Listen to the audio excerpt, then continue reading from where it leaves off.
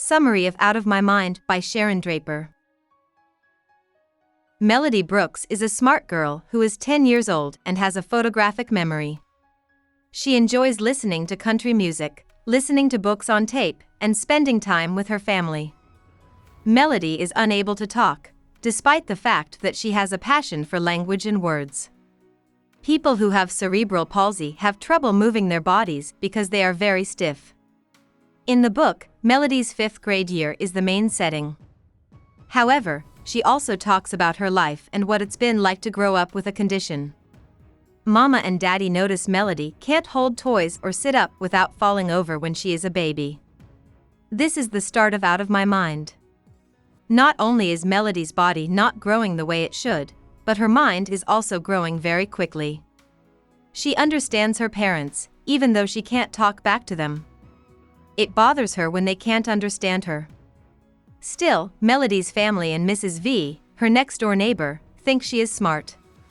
When she is 5, Melody's mother sends her to Spalding Street Elementary School. Melody is put in a special learning community with other disabled kids. For the past 5 years, the kids have been in the same classroom, H5, and each year a new teacher comes in. Some of them, like Mrs. Tracy, who teaches 2nd grade, really care about the kids in grades H5 and want them to do well in school. There are others, like Mrs. Billups, who take the job because they think it will be easy. They don't seem to understand that the kids in H5 want to learn. Melody and some of her friends from room H5 can go to lessons with the other 5th graders when they start the 5th grade. While some students make fun of disabled students, Melody does make one friend. Her friend is a girl called Rose, who is smart and works hard like Melody. In the fall, Melody gets a personal Meditalker, a computer that can talk for her. This helps her fit in with her classes. She can now talk to people in a whole new way, with tens of thousands of words and phrases at her disposal instead of just a few dozen. She can also join in class for the first time. Melody can also take tests without help with the Meditalker, and she does so well that she gets a perfect score on the practice test for her school's Whiz Kids academic team. The problem is that Melody's classmates and teacher, Mr. Dimming, don't trust her grades, even though she deserves them. Melody is upset that people laughed at her and didn't think she was smart, but Mrs. V tells her to work even harder in school to show how smart she is. Melody works hard at school for weeks to get on the Whiz Kids team, which she then leads to win at the Southwest Ohio Regional Competition. But Melody never really feels like she's part of the team, even though she's done a lot to prove herself. Everyone on Mr. Dimming's class gets to the airport early on the day that Melody and the team are meant to fly to Washington, D.C., for the national competition. They have breakfast without her. When the team's flight is canceled because of bad weather, everyone who is already at the airport takes an earlier plane. They all decide not to call Melody, leaving her behind. Even though she is very upset about being lied to, Melody insists on going to school the next day.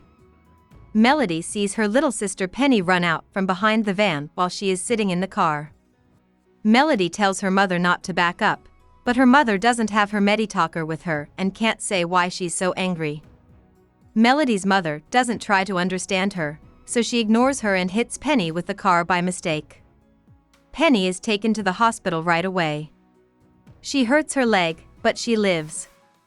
Melody goes back to school and faces her friends. They say they meant to leave her behind, say sorry, and give her their 9th place medal. Melody doesn't want it, so she breaks it by chance. She laughs as she walks out of the classroom. It makes Melody value the other kids in her learning community more.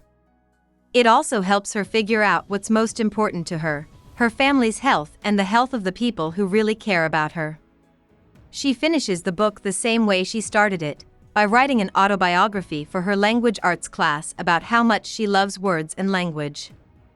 About the author.